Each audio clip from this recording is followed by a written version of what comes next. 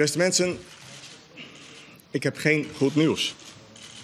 Wij kunnen op dit moment geen tocht uitschrijven. Het grootste gedeelte van de route is onvoldoende qua ijsdikte.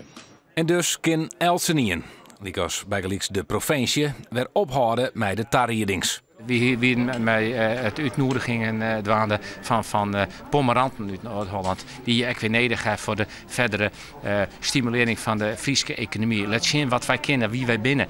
En dat moet je nou allemaal weer loslaten. Juster wie bij de voet van de oude hou al uiteindelijk met de bouw van een grote tente. Daar zou het feest voorafgaand onder de 16e tocht en de huldiging van de winterplak vinden. Maar na uw les met de gemeente Ljouwert werd alles van de morgen in rap tempo weer oprommen. Je weet het gewoon niet. Je kan wel zeggen volgende week vrijdag, we laten het volgende week vrijdag staan. Maar goed, als het dan nog afgeblazen moet worden, ja, dan maak je nog meer kosten. De financiële strop voor het Alversterrenfeest is al gauw €50.000. Die wordt deeld met zakenpartners likos RTL en KPN. De Alversterrenvereniging had vanwege alle tarriedingsgoed een ton onkosten maken.